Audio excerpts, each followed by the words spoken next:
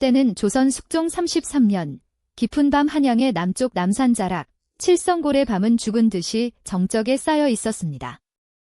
먹구름이 달빛마저 집어삼킨 그 어두운 밤, 비탈진 공동묘지 한 구석에서 기이한 소리가 들려오기 시작합니다. 굵은 베옷을 입은 한 남자가 거친 숨을 내쉬며 봉분을 파헤치고 있었습니다. 이 남자의 이름은 이인영. 글줄이나 읽었다는 남산골의 가난한 양반, 흔히들 말하는 남산골 샌님이었습니다.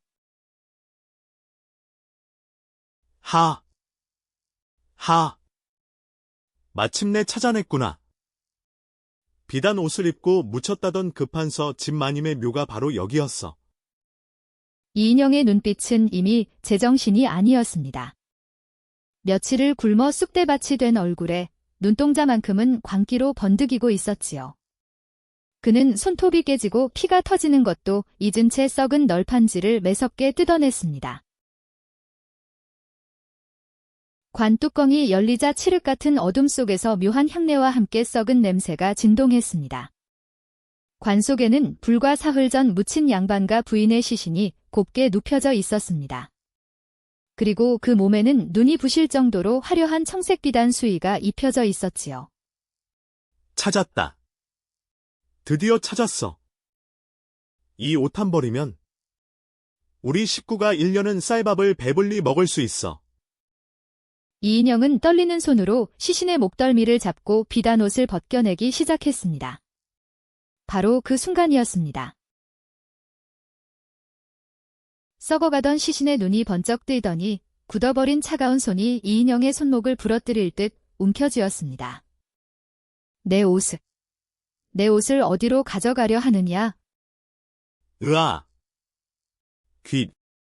귀신이다. 살려주시오. 낮에는 유교 경전을 을조리며 선비의 채통을 지키던 남산골 샌님 이인영. 그가 왜 한밤중에 무덤을 파헤치는 도굴꾼이 되었을까요? 그리고 이 기이한 사건 뒤에는 한양 전체를 피바람으로 몰고 갈 어떤 거대한 음모가 숨겨져 있었을까요? 오늘 여러분께 들려드릴 이야기는 조선 야사에 기록된 가장 기괴하고도 쓸쓸한 어떤 양반가의 이야기입니다. 사건이 벌어지기 달포 전으로 시계를 돌려봅니다. 한양 남산골은 주머니 사정이 딱한 가난한 선비들이 모여 살던 곳이었습니다.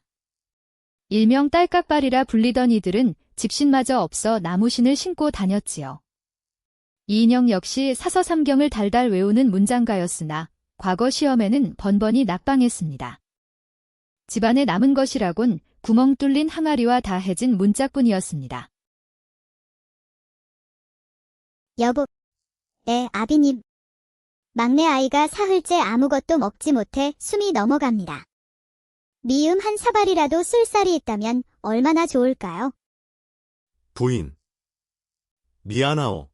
정말 미안하오.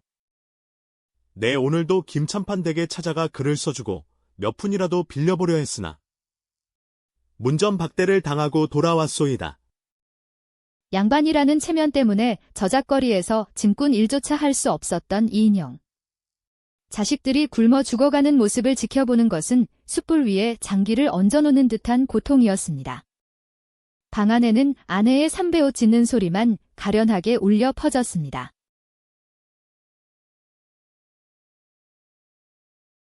더는 물러설 곳이 없던 이인영은 차가운 바람을 맞으며 저작거리 주막가로 나섰습니다. 혹시나 아는 이라도 만나 탁주 한 잔에 서러움을 달래볼까 해서였지요. 주막 구석진 자리에 앉아 맹물만 홀짝이던 이인영에게 한 남자가 접근했습니다. 갓을 깊게 눌렀어 얼굴 반쪽이 그늘에 가려진 웅장한 체구의 사내였습니다. 이봐요. 남산골 이생원 아닌가요? 뉘신데 제 성씨를 아십니까? 저는 그쪽을 모릅니다만. 채통만 차리다가는 자식들 시신을 거두게 생겼구려. 선비님, 글을 아는 양반이면서 돈을 쓸어 담을 수 있는 일자리가 하나 있는데 관심 있으신가? 무슨 일입니까? 선비의 도리에 어긋나는 일이 아니라면 무슨 일이든 하겠소. 이건 성금입니다. 엽전 신양. 한양 성박 칠성골 묘지에 새로 묻히는 부잣집 마님들의 무덤을 밤마다 감시하는 일입니다. 무덤을 감시하는 일이라니요? 도굴꾼을 막아달라는 말씀이십니까? 비슷합니다만 조금 다릅니다. 만약 어떤 무덤에서 비단 옷을 입힌 시신이 묻히거든 그 무덤의 위치와 비단의 색깔, 그리고 그 시신이 누구인지를 나에게 알려만 주시면 됩니다. 그리고 만약 그 옷을 직접 벗겨 가져온다면 엽전 100냥을 더 드리지요. 이인영은 순간 온몸에 오한이 끼쳤습니다. 엽전 100냥이면 기와집 한 채를 사고도 남을 어마어마한 돈이었습니다. 하지만 남의 무덤을 파헤치고 시신의 옷을 벗기는 것은 천벌을 받을 패륜이었습니다. 아무리 가난하나 어찌 사람이 죽은 이의 수의를 탐할 수 있겠습니까? 못합니다. 그래요. 그럼 집으로 돌아가 자식놈이 숨을 거두는 모습을 지켜보시구려. 어차피 그 비단 옷들은 그냥 썩어 문드러질 옷일 뿐인데 말이오. 사내는 엽전 보따리를 도로 거두려 했습니다. 이인영의 눈앞에 굶주림에 지쳐 울다 지친 어린 딸아이의 얼굴이 스쳐 지나갔습니다. 잠시만요. 하겠습니다. 제가 하겠소.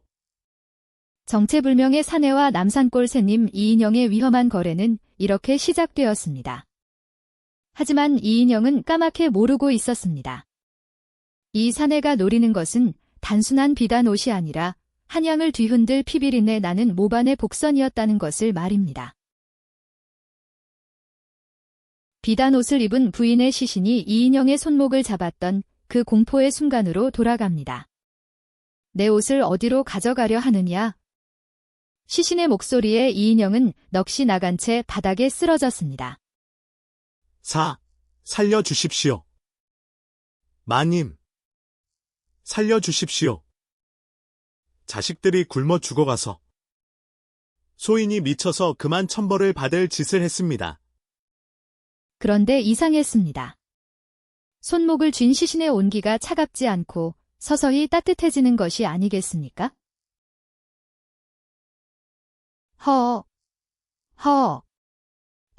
어둡다.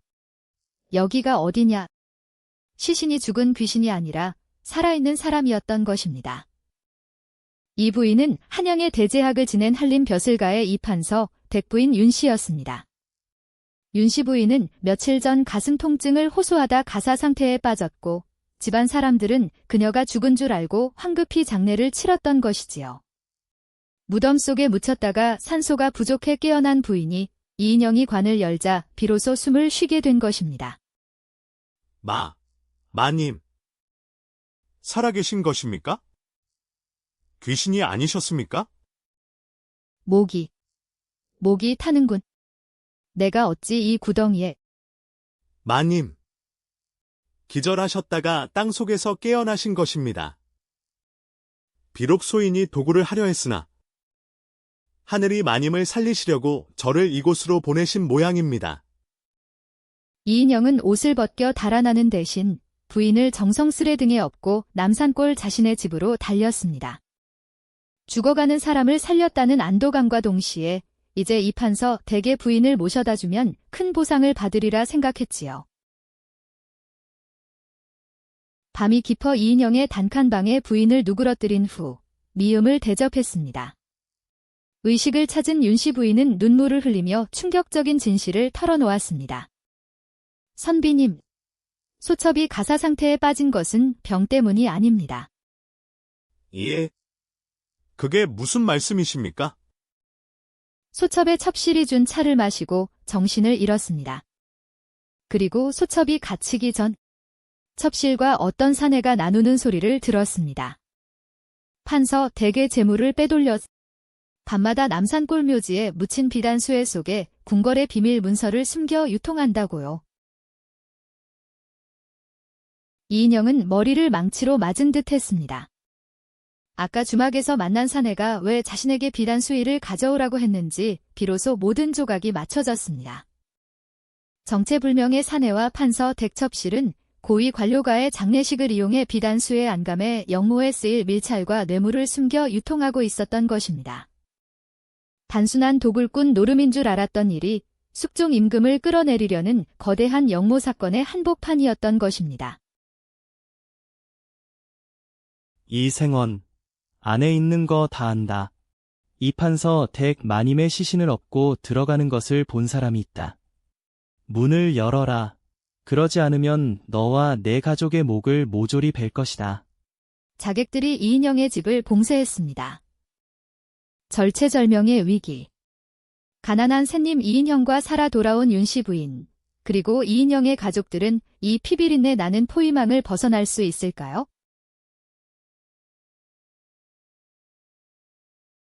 남산골 이인영의 찌그러져가는 초가집 외곽으로 검은 복면을 쓴 자객들이 사방을 에워쌌습니다. 문창살 사이로 들어오는 자객들의 차가운 칼날 빛에 방 안의 온도는 얼음장처럼 차갑게 식어갔습니다. 이인영의 아내는 아이를 품에 껴안고 사시나무 떨듯 떨었고 윤씨 부인 역시 입술을 깨물며 신음했습니다. 예요, 여보. 저들이 누구이길래 우리 집을 에워싼 것입니까? 우리가 무슨 큰 죄를 지었다고 이러는 것입니까? 부인. 내가 무지하여 우리 집안을 도륙의 구렁텅이로 몰아넣었소. 하지만 정녕 이대로 죽을 수는 없소. 글만 읽던 샌님 이인영의 눈에 전에 없던 결기가 서리기 시작했습니다. 자식과 아내를 살려야 한다는 가장의 본능이 평생 지켜온 유학자의 체면을 완벽히 깨부순 것입니다. 이생원, 더 시간을 끌면 방 안으로 불화살을 날릴 것이다. 그 부인을 넘기고 비단수의 속에 숨겨진 밀차를 내놓는다면 너와 내 가족의 목숨만은 살려주마. 좋다. 사내답게 약조를 지키겠소. 내 부인과 밀차를 가지고 나갈 테니 제발 내 아내와 어린아이들만은 보내주시오. 이인영은 벽에 걸려있던 다해진 아궁이 잿주머니를 챙겨 들고 문을 스르륵 열었습니다. 문이 열리자마자 자객의 사내가 차가운 장검을 이인영의 목에 바짝 대었습니다. 미련한 샌님 놈, 부인은 어디 있느냐?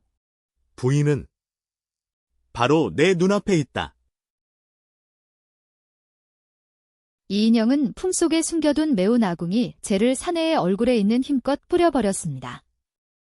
으악, 내 눈이 안 보인다. 이 놈을 당장 베어라. 부인. 어서 아이들을 데리고 뒷문 칠성골 골목으로 도망치시오. 나는 윤씨 부인 마님을 모시고 포도청으로 갈 테니 어서. 아내와 아이들은 비명을 지르며 야산 쪽으로 도망쳤고 이인영은 윤씨 부인을 등에 업고 칠흑 같은 빗속을 뚫고 달리기 시작했습니다. 등에 업힌 윤씨 부인은 며칠을 굶고 땅에 묻혔던 터라 거의 의식을 잃어가고 있었습니다. 이인영의 발바닥은 돌뿌리에 찍히고 피가 튀었으나 그는 뒤도 돌아보지 않고 한양도성 안길로 달렸습니다.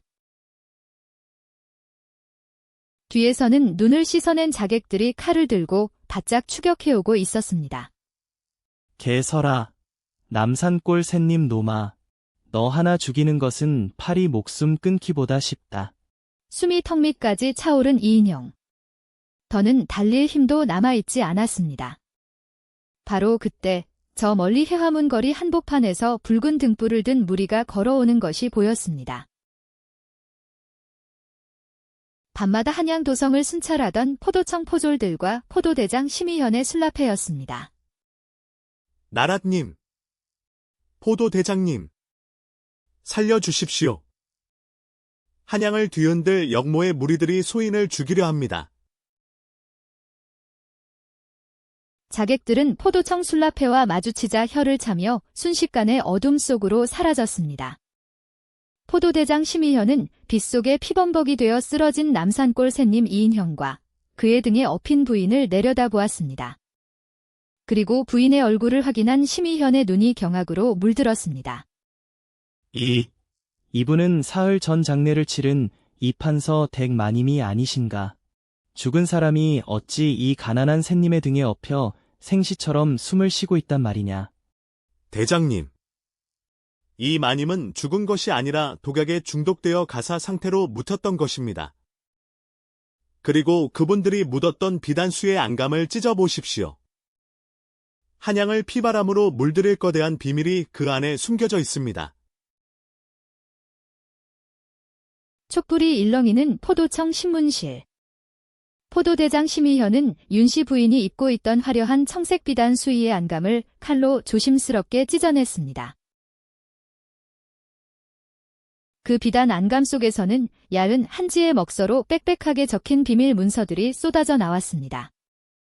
그 문서에 적힌 내용은 참으로 가공할 만한 것이었습니다.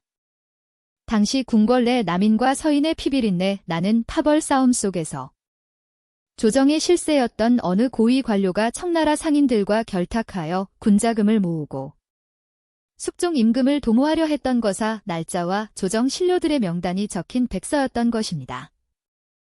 발각되지 않기 위해 사대부 집안마님이 죽었을 때 이 피는 비단 수의의 비밀 문서를 숨겨 칠성골 묘지로 유통했던 것이지요. 도굴꾼을 가장해 이 문서를 회수하려던 자가 바로 아까 그 수상한 사내였습니다. 이 모든 진실이 윤씨 부인의 살아남음과 가난에 허덕이던 남산골 새님 이인영의 도굴 시도로 인해 세상에 온전히 드러난 것입니다. 신구, 숙종 임금의 하사와 씁쓸한 풍자. 다음 날 아침, 이 사실은 즉시 숙종 임금에게 보고되었습니다. 영모를 꾀한 판서, 댁첩실과 배후의 정치 세력들은 일제히 체포되어 삼족이 멸하는 하옥을 당했습니다. 한양 전체가 충격과 피바람으로 휘청거렸지요. 그렇다면 영모를 밝혀내고 대제학 부인의 목숨을 구한 남산골 새님 이인영은 어떻게 되었을까요? 조정에서는 그의 공을 치하하여 어마어마한 포상금을 내리기로 했습니다. 숙종 임금은 친히 이인영을 편전으로 불렀습니다. 남산골 선비 이인영은 들어라.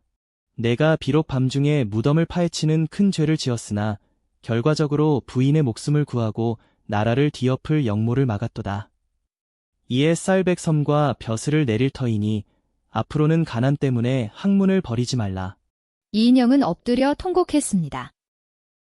전하, 성은이 만극하옵니다. 하오나 소인이 무덤을 판 것은 나라를 위해서도 의기를 위해서도 아니었습니다. 그저 굶어 죽어가는 자식놈에게 쌀 한 바가지 사줄 돈이 탐나 지은 천벌받을 패륜이었습니다.